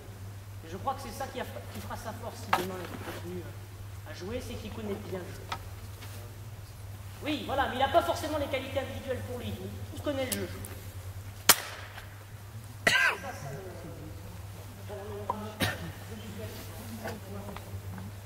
Alors, sur les aspects tactiques, je parle de ton frangin et puis de jeu. Force et faiblesse de l'adversaire, mismatch, connaissance du jeu, c'est ça. Alors, le meneur de jeu, techniquement, dans son 1 contre 1, le 1 contre 1 doit être prédéterminé en fonction de l'adversaire qu'il a face à lui et en fonction des mismatchs qui se situent sur le terrain. C'est-à-dire qu'à un moment donné, on veut rentrer la balle qui va mettre à l'intérieur, mais si tu ne bouges pas, ça chaud là. Et on sait qu'il y a des formes dessus. Moi, je suis meneur de jeu. On sait qu'on a un tireur d'intérieur de la ligne, régional ou Bourgogne, 1m68. C'est le big man de la Ligue de Bourgogne. International, malaise, senior. Le ballon, il doit aller sur lui. Parce que là, il y a mismatch. Vous devez éduquer les meneurs de jeu dans leur 1 contre 1 à se dire il va falloir plutôt jouer de ce côté-là, plutôt jouer de ce côté-là, plutôt jouer comme ça pour que le ballon il aille sur lui ou sur elle. Parce qu'à un moment donné, c'est lui le joueur clé ou c'est elle la joueuse clé et que le ballon doit rentrer sur cet individu-là pour marquer des points, pour faire tomber des fautes, pour obtenir une action positive. Donc je développe cette connaissance du jeu dans le 1 contre 1 du meneur. Big man, match player, idée, voilà, donc il faut que tu joues ton 1 contre 1, mais il faut que tu crées. Et créer, c'est créer du débordement. Peut-être créer du débordement comme tu l'as fait là. Peut-être un petit débordement. Ou peut-être que tu as fait faire.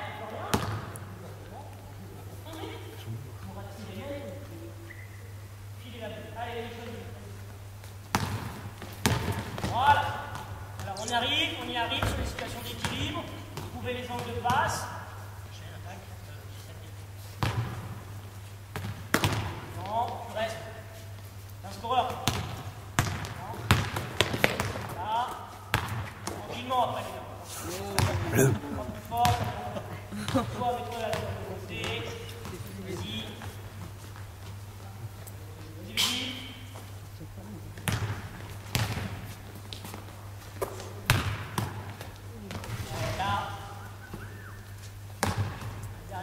Voilà, vous devez développer cette intention de jouer du meneur dans les mismatchs. C'est la première chose.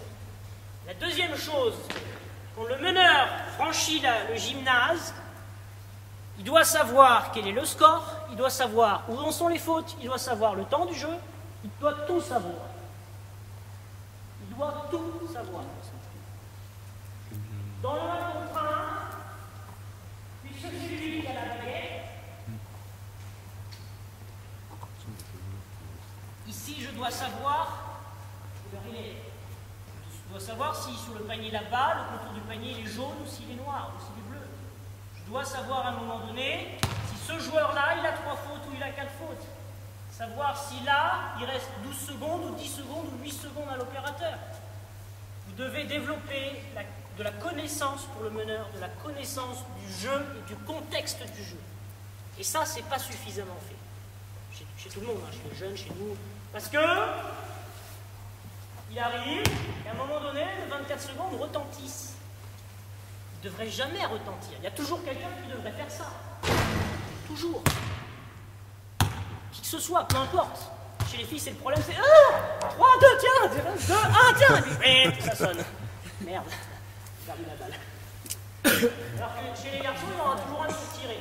Mais si possible, on revient sur ce qu'on disait tout à l'heure, il reste 8 secondes, voilà moi, et moi je décide pour donner, je décide pour scorer, pour faire ce que je veux. Mais le meneur de jeu, connaissance du contexte. Et ça, sur le plan tactique, c'est fondamental. C'est à développer dès le plus jeune âge, chez les tout petits.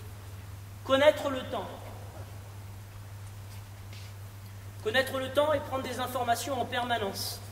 Même si les informations ne sont pas forcément utiles. À un moment donné, le système de traitement des informations pour le meneur de jeu, il va sélectionner. Savoir que là, il y a 3 arbres dehors, à la limite, il s'en fout dans le cadre du basket. D'accord? Savoir qu'il a un jogging noir, que lui, il n'a pas fait ses lacets.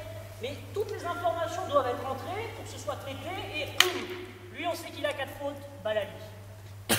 Voilà, donc nous, on joue comme ça avec les garçons, au pôle, notamment avec les meneurs de jeu, où moi je les interroge, on joue, et on lui dit quelle heure il est, ou savoir quelle est la couleur de la chaussure du mec, parce qu'ils doivent tout savoir. Le meneur de jeu, il doit tout savoir. Si c'est pas tout, ben, s'il lui manque la bonne info, il ne fait pas la passe au bon mec, il ne joue pas où il faut, quand il faut. Ce que vous devez développer aussi dans l'aspect tactique du meneur, sur le 1 contre 1, c'est la gestion des rythmes, la gestion du tempo. Et c'est pour ça que tout à l'heure je vous ai demandé en préambule quand est-ce que le joueur doit tirer. C'est surtout parce que gérer les rythmes, ça veut dire à partir d'ici, sur le panier là on a encaissé, le panier qu'on a encaissé, au moment où le ballon est sorti, le joueur doit savoir s'il doit être en capacité à relancer ou à temporiser. Alors la question, chez les jeunes, le meneur de jeu doit toujours relancer, toujours, par la passe, par le dribble, mais le ballon doit arriver ici, en zone avant, dans les 3 secondes. Si le ballon n'arrive pas en zone avant dans les 3 secondes chez les jeunes, c'est fini. Pourquoi? Parce qu'à 5 contre 5, là-bas, c'est le bordel. Ils ne savent pas jouer ensemble de toute façon. C'est normal, ce sont des débutants. Donc, c'est le bordel. Par contre, si on arrive à mettre la balle ici, et ce, par l'intermédiaire du meneur, on va peut-être jouer à 3 contre 2, peut-être à 3 contre 3. Et c'est déjà plus simple. Alors que chez les seniors, c'est à mon avis un peu pareil. Donc, ça veut dire, moi, meneur de jeu, tactiquement, je sais qu'on est à plus 8 et qu'il reste 1 minute de jeu, je relance pas comme un fou. Je garde le ballon. Donc je prends mon temps pour monter. Voilà, et là je vais pouvoir décider de ce qui va se passer. Mais par contre en jeune, c'est relancer. Ok? La gestion du temps de la possession, ça on en a parlé.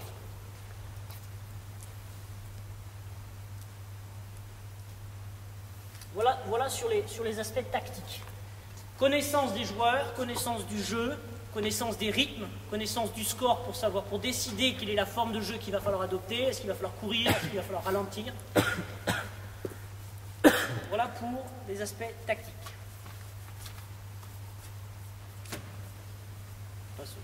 Voilà, c'était à peu près tout. 18, j'avais dit 15h20. En conclusion, vous devez développer le 1 contre 1 pour tous les joueurs, mais le registre des passes, le registre des tirs doit varier en fonction des postes de jeu. Pas chez les tout petits, attention, hein. Mais plus vous allez aller vers la catégorie des cadets, plus à un moment donné, les formes de tir vont être adaptées au poste de jeu auquel la joueuse ou le joueur est déterminé. D'accord? Voilà. En quel âge tu commences à travailler par forme de tir par poste? En minime. Minime, enfin, minime, ils font tout, ils passent partout si tu veux. Ils passent partout, mais à un moment donné, il y a certains joueurs, en l'occurrence les meneurs de jeu, où ils travaillent spécifiquement sur certaines formes de tir pour ça. D'autant plus quand tu as une jeune fille qui fait 1m50. 1m50 et poussière. Voilà. Des questions? Des questions, toujours des questions. La première a été posée, donc il aura été fait. Questions sur les formes de tir, sur la gestion du 1 contre 1, sur comment on choisit son meneur de jeu, sur je sais pas moi. Quand t'as pas spécifiquement de meneur de jeu. T'es dans la merde. Voilà. Ça c'est sûr. Autant quand t'as pas d'intérieur, tu peux peut-être encore t'adapter, autant quand t'as pas de meneur de jeu ou de meneuse de jeu, c'est compliqué. Donc ça veut dire qu'à un moment donné, il va falloir... si t'as une solution qui peut être adoptée, c'est de jouer avec 2 arrières. Tu peux jouer avec 2 arrières. T'as pas de vrai meneur ou de meneuse de jeu, tu peux jouer avec 2 Moi, arrières. mon exemple, c'est que j'ai une meneuse de jeu qui manie très bien le ballon, mais qui n'est pas très rapide. Donc quand je lui demande de monter vite le ballon, elle va aussi... Possible, c'est-à-dire lentement. C'est-à-dire pas assez pour moi, je pense. Et j'ai une énième meneuse de jeu qui est très rapide par contre, mais qui a du mal à maîtriser le ballon. Et qui n'a aucune gestion. Alors que l'autre, on a un peu. Alors, premier élément de réponse. Si tu organises collectivement un petit peu ton jeu de relance, c'est-à-dire ta sortie du ballon, parce qu'elle est peut-être moins capable de regarder devant, venir récupérer la première, et au moins de relancer sur une de ses camarades à gauche. On va essayer de faire des longues passes. En plus, t'as de la chose. Donc ça veut dire que, à mon avis, la première chose sur laquelle il faut que tu travailles, c'est l'organisation collective, parce que je sais que ma meneuse, la seule chose qu'elle est capable de faire, ça, elle ne sait pas faire. Par contre, ça ou ça, elle sait faire. Donc j'organise les autres autour de sa qualité. Et sa qualité, c'est relancer le jeu par la passe. Donc j'organise mon jeu pour que, puisque moi je veux développer du jeu rapide avec des jeunes filles, ou des seniors, je ne sais pas si je veux des seniors ou des jeunes filles, que Émilie Gomis, elle aille devant, là, puisque a priori tu es Émilie Gomis, que l'autre, elle soit là, et que Émilie Gomis, en bonne running back, elle récupère le ballon comme elle peut de l'autre côté du terrain, ou alors par un relais, et qu'on puisse construire une situation. Donc joue sur la qualité de ta meneuse, qui est que la passe, mais insiste sur la relance par la passe. Et la deuxième, c'est que ta joueuse qui galope, mais qui a du mal à contrôler le ballon, soit elle va à l'athlétisme, soit tu l'entraînes à tripoter le ballon. Et notamment sur cette situation-là, parce que une des situations la plus compliquées, c'est courir en ligne droite vers le panier adverse, s'organiser, recevoir, ne pas marcher, poser la balle si c'est nécessaire, et puis aller tirer, voir, recevoir, tirer tout de suite. Donc ça se travaille. Donc tu dois travailler avec la jeune fille, la capacité à courir, dissocier le haut et le bas du corps. Voilà, dissocier peut-être simplement en travaillant sur le passe-court dans un premier temps, et puis ensuite sur des réceptions de passes longues drill, sur des réceptions de passes tir, voilà.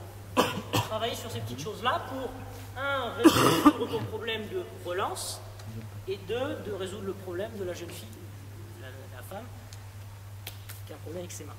D'accord ? Mais ça, par contre, il faut que tu travailles sur les dissociations des ceintures, capacité à préparer ses mains, capacité à recevoir, enchaîner. Parce que peut-être qu'elle est incapable de recevoir, tirer. Par contre, recevoir, jeter, dribbler, peut-être que ça va l'aider. Il y a des gens, c'est compliqué de recevoir, dribbler. Donc tu peux faire recevoir, rejeter. Parce que recevoir, dribbler de façon qualitative, c'est compliqué. Quand on va très vite. Par contre, recevoir, rejeter, dribbler, on comprend pas. C'est pas comme je l'ai fait, mais là, tu reçois le ballon, tu rejettes, enfin, tu prends et tu le rejettes devant toi. Interdit par le règlement. Après tu dribbles. Le ballon il se retrouve devant toi, tu n'as plus qu'à le dribbler une ou deux fois en fonction de la distance et puis tu vas tirer. Enfin voilà quelques pistes qui ne sont que des pistes. Les remarques? Je me disais, s'il y a un défenseur devant toi. Quand Voilà, quoi? comme ça. Là. Viens voir. Tiens, Nico, vas-y, c'est toi qui demandais. C'est bon? Allez, sois pas timide. Non, je peux. Au lieu de voir un joueur cet Apollinaire qui n'était pas timide. Alors, problématique. Normalement, si tu as une mini-gonis ou une joueuse qui va vite, puisque le relance est là-bas, normalement, il n'y a pas de défenseur. Normalement. Mais il peut y en avoir. avoir un. Donc ça veut dire courir, regarder derrière, mais être capable de tourner la tête pour prendre des informations. Problématique au moment où je reçois la balle, joueur ou joueuse. Ça veut dire quoi? Ça veut dire que le ballon ne doit pas être rejeté en avant, mais sur le côté, par l'intérieur ou par l'extérieur. C'est pas illégal. Je reçois, problème, attention marché, je rejette le ballon sur le côté et je m'en vais.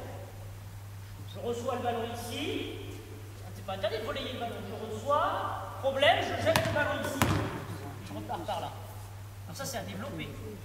Il y a des gens qui sont encore plus forts, je reçois, là, puis finalement je t'emmène vers l'extérieur, puis souvent je te ramène vers l'intérieur. Donc voilà, donc tu peux rejeter le ballon, pas forcément devant toi, parce qu'il y a la problématique en effet du défenseur, mais sur les côtés. Autre question.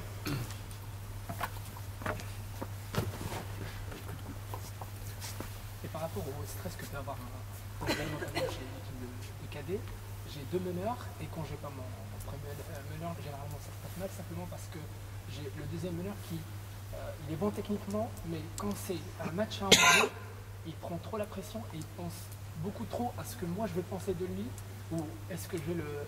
Alors que je ne le traumatise pas pour autant, mais c'est juste qu'il a du mal avec la pression. Ouais, alors il y a ce qu'on appelle des psychologues. Oui. Et aussi par rapport aux parents. Ah ouais, quand les parents ils ne parlent pas, mais apparemment les parents n'ont pas besoin de parler pour influer sur l'individu, mais ça j'ai ça tous les jours. Alors la première chose, je vais essayer de te répondre. La première chose, tu as ton meneur ou ta meneuse qui est deuxième meneuse, puis il rentre, et puis boum, panique à bord. Parce qu'on est à -2, bon déjà tu évites de la faire rentrer à -2, c'est la première chose. Donc, il faut coacher déjà. Et après tu peux peut-être la décharger. La décharger, ça veut dire quoi? Ça veut dire, tu as une numéro 2 à côté. Est-ce que de temps en temps, la numéro 2, une possession sur 2, elle ne peut pas monter le ballon par exemple? Ça va décharger un petit peu. Tu vois, parce que c'est sûr que si je monte, on m'a chippé la boule. Si je remonte, là je suis comme ça, c'est sûr qu'elle va la paumer parce qu'elle va se la foutre sur le pied. Tu vois, donc c'est des choses qui arrivent. Mais si tu la décharges un petit peu, peut-être c'est une solution. Première piste. Deuxième question, l'environnement et les parents. Bon, alors ça c'est un autre problème. En plus avec des jeunes filles, c'est encore plus compliqué. Non, c'est des cadets. Pardon, je crois que c'était des filles, excuse-moi. Mais je comprends. En plus, les cadets d'habitude, ils ne sont pas trop suivis par les parents. Mais bon, bref. Alors, moi, mon avis sur les parents... Je coupe la caméra, s'il te plaît.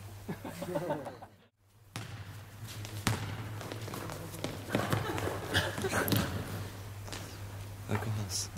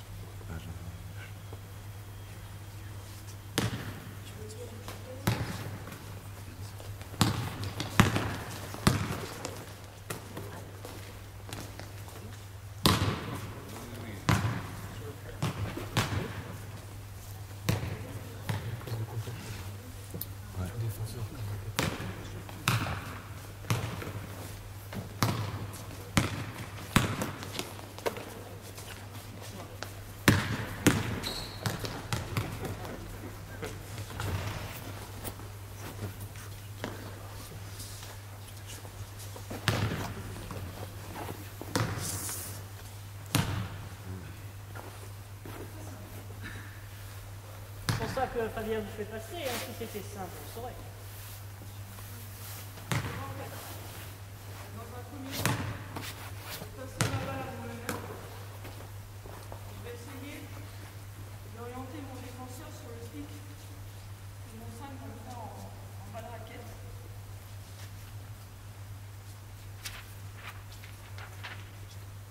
De manière à pouvoir curler à l'intérieur de la raquette pour finir en bas.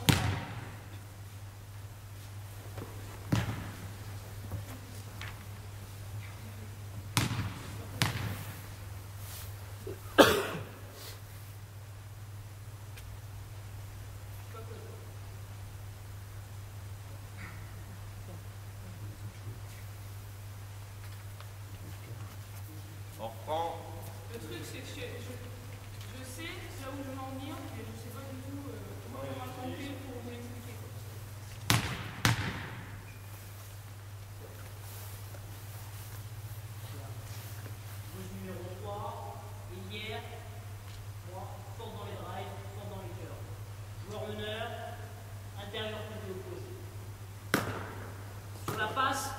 intention, passer devant pour vouloir à la balle. C'est ça mon intention. Pourquoi aller là-bas si moi je peux déjà avoir le ballon? J'essaye d'avoir le ballon. Mais dans la situation, je suis contesté. Donc j'ai la volonté de passer derrière et pourquoi pas recevoir la balle en balle. C'est la première phrase de la vie. Ça, ça dit disons, le cœur de la situation. Une volonté, en allant au contact, de créer un angle de passe pour vouloir le ballon. Bien. Dans ma course, viens là, viens me cartonner là. Viens, pousse. Attends. Non, pas, ça. Bien. Prise d'information pour l'anticipation, prise d'information sur la position de l'intérieur. Bien. Prise d'information visuelle sur ce joueur-là, prise d'information tactile sur celui-là. Puis, lui, je sens qu'il est derrière, je sens qu'il me pousse. Donc ça veut dire, s'il me pousse, les yeux servent à prendre d'autres informations, celle-ci, et non plus celle-ci. Voilà, donc déjà là on sait pourquoi, enfin ce que fait lui, puisque tu as donné ces informations-là. Je cherche à curler puisque j'ai senti physiquement qu'il était derrière moi. Dans le cœur, je passe mon appui au plus près de l'écran. Au plus près de l'écran pour avoir le cœur le plus court possible. D'accord? Et mes yeux sont sur le joueur défenseur pour identifier quel est son comportement quant à ma sortie. J'oriente mes épaules déjà vers le porteur de balle et je prépare mes mains à la réception. Parce qu'il est possible que sur le cœur le court, puisque... Je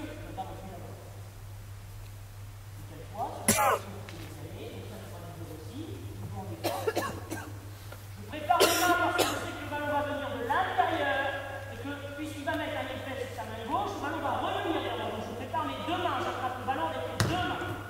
Et j'organise mes appuis pour me retrouver face à la cible et pouvoir faire un petit crochet avec ma main gauche. Voilà. Peut-être que sur la deuxième situation, puisque en ayant vouloir curler le plus court possible, ce joueur-là est sorti, je vais venir engager mon épaule intérieure pour chercher quand même à passer. Et même si je suis repoussé, là, à ce moment-là, je vais faire autre chose. Je suis repoussé, j'essaye de recevoir le ballon ou alors de l'attirer. Si je cherche à l'attirer, il passera au bout.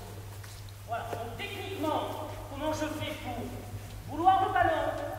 Comment je fais pour me démarquer autour de l'écran? Comment je fais pour me préparer à prendre des informations sur qui?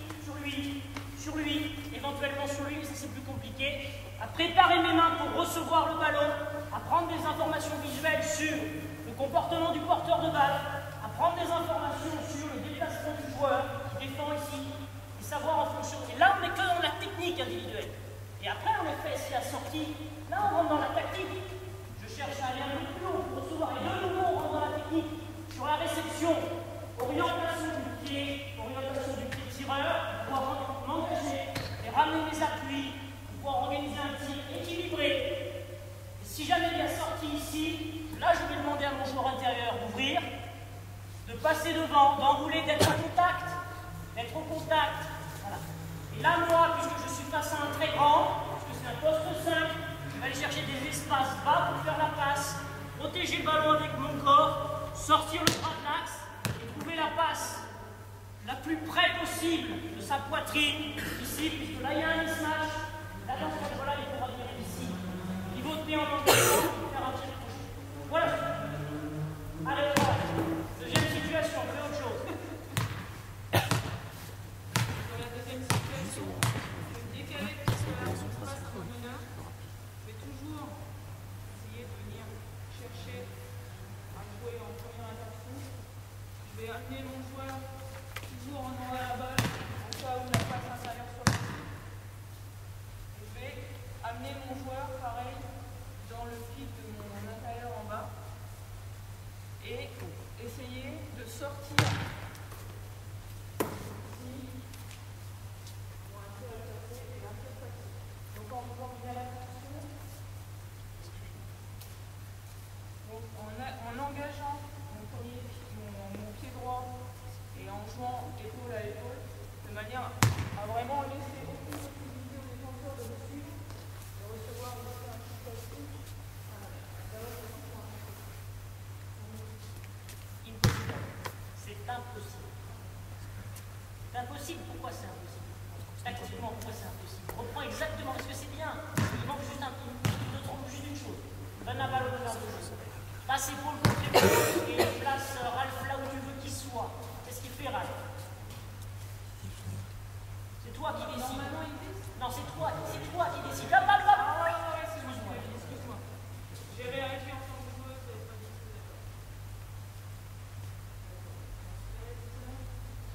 vais essayer d'amener mon défenseur qui va anticiper et passer par le fond.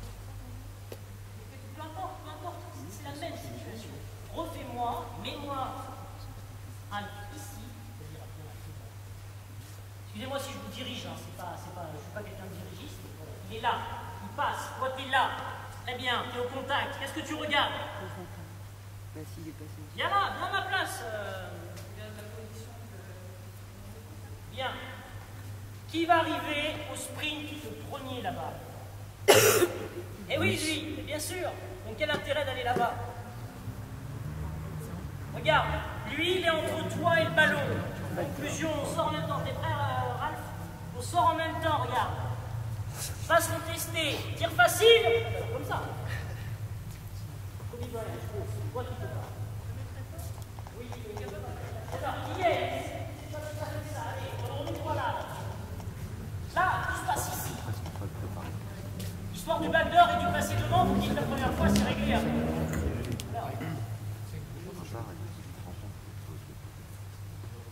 Faut que tu descends. Dans un écran, tu passes à fond et bas. L'objectif, tu t'arrêtes de repartir. Tu as la prise d'information au niveau de l'écran. Qu'est-ce que tu peux faire?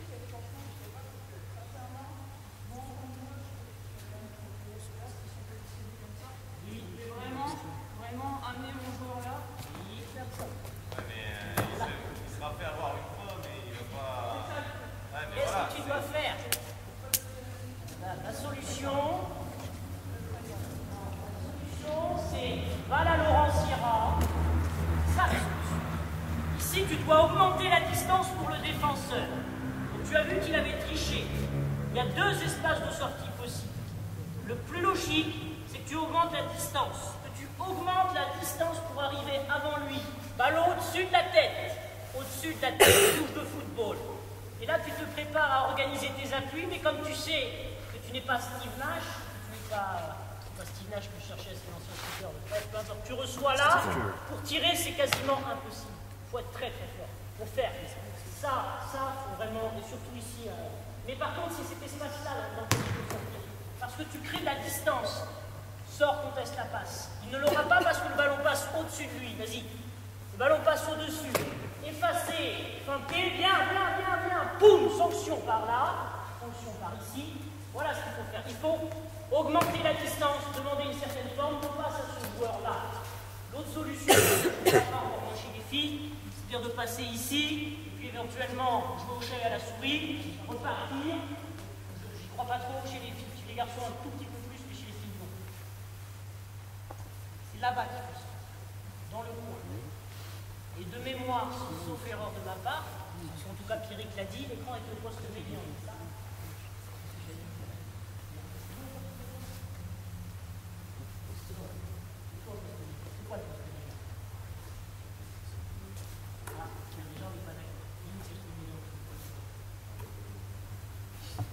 Ah non, mais Julien, ce qu'il veut. Alors, poste bas, regarde, c'est le dernier trait là, boum, pour moi. Hein. Poste médian au milieu, poste haut, en haut. Tu te mets en plein milieu, ça a une grande importance, tu sais pourquoi? Si tu te mets là, regarde. Passe. Là, il va me rattraper. Viens. Là, j'ai pas de temps. Par contre, regarde, gagne. Là, ça change tout. Hein. T'es ici. Là, tu as de la profondeur pour donner du temps au ballon pour arriver.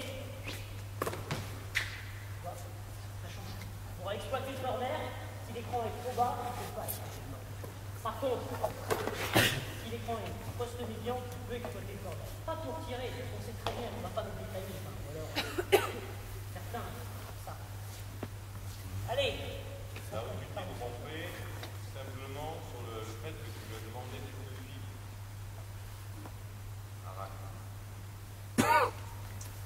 C'est la première sur l'espace de choix. Tu n'as pas laissé d'espace pour passer, il n'est pas passé.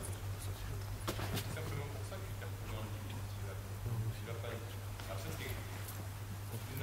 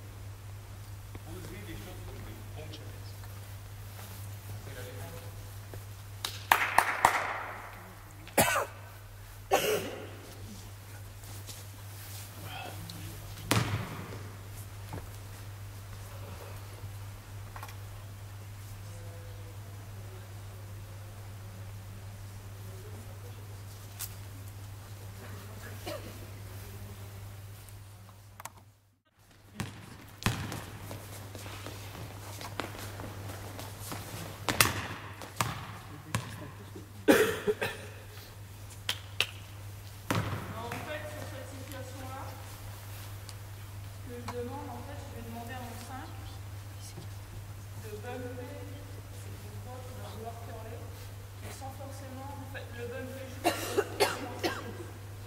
manière à ce que moi, je puisse, comme il a été sauté, sauter sur son curl et lui reprendre son joueur. Si, on voit très bien, on a vu. On a vu Maintenant, sur on la devrait première comprendre. situation. Et ça, c'est ton choix tactique. Maintenant, techniquement. Qu'est-ce que tu fais? Qu'est-ce que tu lui demandes? Parce que voilà. Va là-bas, va défense. Tu me donnes 2 mots défense sur porteur, 2 mots au moment où il lâche le ballon défense sur non-porteur, 2 mots quand il est dans tu l'emmènes en bas, et après 2 mots et puis tu nous gères le merdier. 2 mots. Ah oui. Pression, orientation, vas-y. Pression, non, laisse-lui le ballon. Laisse-lui la balle. Pression. Non, mais pourquoi tu veux, je te demande pas une phrase, je te demande rien de plus. Valérie, excuse-moi. Et tu dis un Julie Basset. Pression, orientation, ça veut dire qu'il n'y a pas besoin de faire de phrase. Vas-y. Très bien, oui, très bien. Passe, contestation de la balle. Et du déplacement. Voilà, t'as fini. Tu peux enchaîner, là t'as 10 sur 10. La passe. Je clique dans le bloc numéro 5. Je vais demander à mon numéro 5 de bumper le joueur 3 de manière à ralentir sa course et me permettre de pouvoir ressauter pour reprendre en fait la position de défense. C'est un peu alambiqué. Quand je dire ça, je veux dire technique. Oui, mais est-ce que tu penses que si, je peux tout décrire, et je peux faire toujours un peu Puis là, t'es pris dans l'écran. Déjà, si t'es pris dans l'écran, ça veut dire que t'as mal défendu. Ah, pareil. Qu'est-ce que tu veux dire? C'est-à-dire que moi, je vais laisser. Le choix de contester, là, c'est ton choix. Ou c'est parce que c'est le merdier que t'as pas le choix? Est-ce que tu l'as choisi ou est-ce que tu l'as subi? Parce que ça, c'est subir.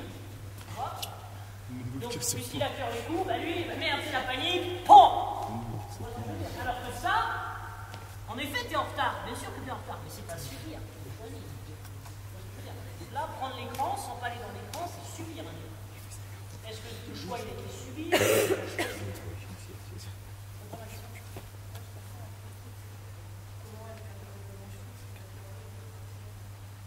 Il va le faire. Si tu fais ça, il va curler. En fait, je vais choisir de faire quoi? De laisser le numéro 3 adverse curler à l'intérieur de la raquette. Donc pour éviter le cœur, qu'est-ce que tu fais? Pour éviter le cœur, je vais demander à mon 5 de le bumper afin de casser le rythme. Où ça? Comment ça? À l'entrée de la raquette. Oui, très bien. Donc ça veut dire ici, frontière entre l'Israël et la Palestine.